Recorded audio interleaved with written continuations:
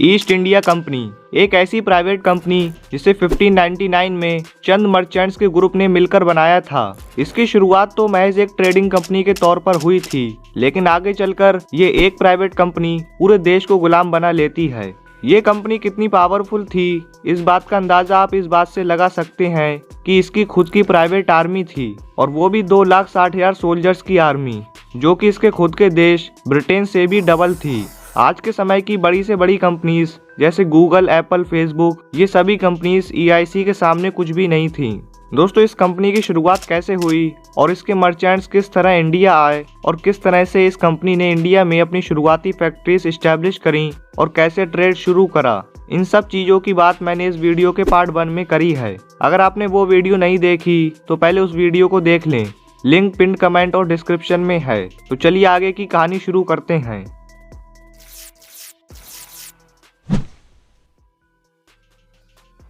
दोस्तों, हमने पार्ट 1 में यहाँ तक देख लिया था कि 1647 तक ईस्ट इंडिया कंपनी के इंडिया में 23 फैक्ट्रीज और सेटलमेंट्स होते हैं, लेकिन अभी तक ये सिर्फ सी कोस्ट पर ही ट्रेड कर रहे थे।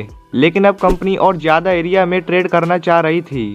उस समय का बंगाल का जो एरिया था, जिसमें आज के समय का वेस्ट बंगाल, उड़ीसा, बांग्लादेश और बिहार आता है, वो पूरी दुनिया का बहुत ही प्रॉस्पेरस एरिया था, और इसीलिए EIC के मर्चेंट्स शुरू से ही बंगाल में ट्रेड करना चाहते थे।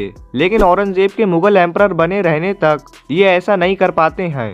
हमारी कहानी में टर्निंग पॉइंट तब आता है जब साल 1707 में औरंगजेब की डेथ हो जाती है। औरंगजेब की डेथ के बाद मुगल एम्पायर बहुत ही कमजोर हो जाता है। कॉन्स्टेंटली पावर स्ट्रगल्स देखने को मिलते हैं, और इस दौरान कई सारे मुगल एम्परर्स बदले जाते हैं। मुगलों में आपस में ही फाइटिंग होती है कि कौन गद्दी पर बैठेगा, और ऐसे में जो लोकल जमींदार, नवाब्स और राजा थे, वो अपने अपने रीजन्स पर अपना खुद का कंट्रोल जमा लेते हैं और मुगल एम्पायर से अलग हो जाते हैं, जिसके कारण मुगल एम्पायर को इन लोकल किंग से टैक्स नहीं पहुंचता है, और जिसके वजह से मुगल एम्पायर में फाइनेंशियल क्राइसिस भी देखने को मिलता है।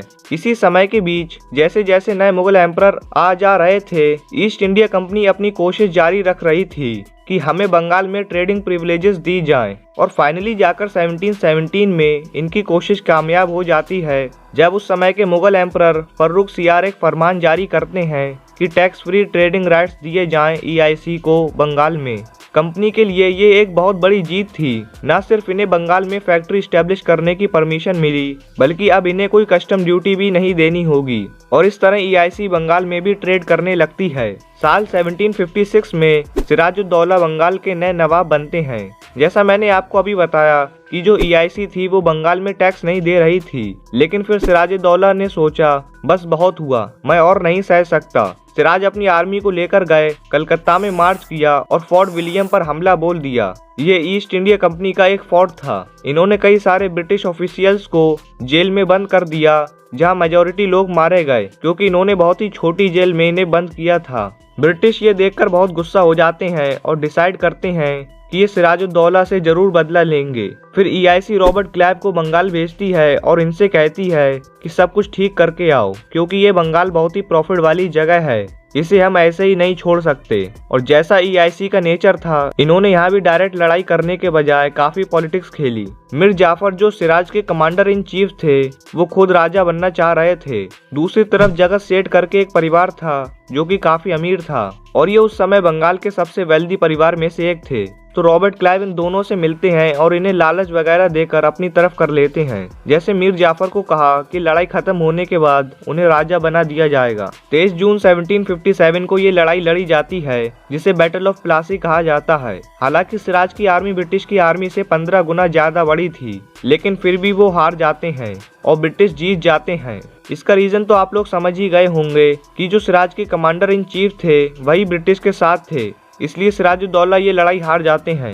लड़ाई खत्म होने के बाद मीर जाफर को बंगाल का नवाब बना दिया जाता है, लेकिन इस बार ये इंडिपेंडेंट नहीं थे और ये एक पपेट रूलर बन जाते हैं ब्रिटिश के।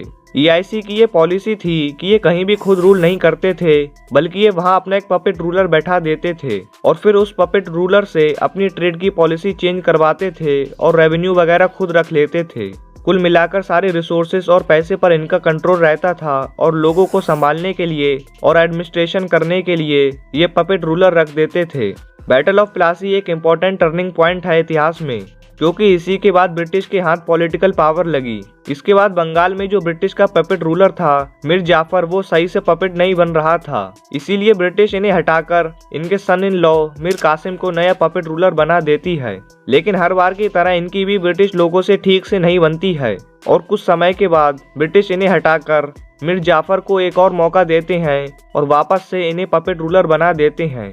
कासिम ने सोचा कि ब्रिटिश से ये अकेले नहीं लड़ सकते, इसलिए अवध के नवाब शुजा-उद-दौला और मुगल एम्परर शाह आलम II के साथ मिलकर एक अलायंस बनाते हैं और साथ मिलकर ब्रिटिश को हराने का प्लान बनाते हैं। 1764 में इनकी और ब्रिटिश की लड़ाई लड़ी जाती है, जिसे हम बैटल ऑफ बक्सर के नाम से जानते हैं, और इस लड़ाई को भी ब्रिटिश जीत लेते हैं। इसके बाद बंगाल का पूरा कंट्रोल EIC के हाथ में आ गया। बैटल ऑफ बक्सर EIC के लिए निर्णायक साबित होता है। इसके बाद कंपनी ने धीरे धीरे पूरे भारत पर कब्जा कर लिया। 1766 से 1799 के बीच लड़े गए एंग्लो मैसूर वार्स और 1772 से 1818 के बीच लड़े गए एंग्लो मराठा वार्स जीतने के बाद कंपनी ने इंडिया के और ज्यादा एरिया पर कब्जा कर लिया। 1818 तक EIC इंडिया की मेजर पावर बन गई। सब कॉन्टिनेंट का 2/3 लैंड मास इनके डायरेक्ट कंट्रोल में आ गया। इसके बाद आगे चलकर कंपनी के सिख अंपायर के साथ भी लड़ाई होती है और ये यहाँ पर भी कब्जा कर लेती है। इसके बाद बाकी बचे कुछ एरियाज पर कब्जा करने के लिए इन्होंने बहुत ही इंटरेस्टिंग टेक्निक का इस्तेमाल किया, द डॉक्ट्रिन ऑफ लैप्स। इस डॉक्ट्रिन के अनुसार अगर कोई इंडियन रूलर की डेथ हो जाती है और उसका कोई नेचुरल मेल हायर नहीं होता है तो वो किंगडम ऑटोमेटिकली लैप्स कर जाएगा और कंपनी के टेरिटरी का हिस्सा बन जाएगा। बहुत से शहर इस डॉक्ट्रिन के मदद से ही ब्रिटिश के कब्जे में आए। 1848 में सतारा, 1849 में जैतपुर और संबलपुर, 1850 में भगत, 1852 में उदयपुर, 1854 में झांसी और नागपुर और फाइनली 1856 में अवध। फिर डॉक्ट्रिन ऑफ लैप्स के बाद रिवॉल्ट ऑफ 1857 होता है, जिसे फर्स्ट वार ऑफ इंडिपेंडेंस भी कहते हैं। हालांकि इस लड़ाई को इंडियन रेवोल्यूशनरीज हार जाते हैं, लेकिन इसके बाद गवर्नमेंट ऑफ इंडिया एक्ट 1858 आता है, जिसके अकॉर्डिंग इंडिया पर EIC का रूल खत्म हो जाता है और ब्रिटिश राज की शुरुआत होती है और 1874 में फाइनली इस कंपनी को डिसॉल्व कर दिया जाता है। तो दोस्तों, यह थी कहानी दुनिया की one of the most powerful company की। मुझे उम्मीद है वीडियो आपको पसंद आई होगी। अगर आपको वीडियो इंटरेस्टिंग लगी हो तो वीडियो को लाइक जरूर करें और ऐसी और इन्फॉर्मेटिव वीडियोस देखने के लिए चैनल को सब्सक्राइब जरूर कर लें। तो मिलते हैं अगली वीडियो में।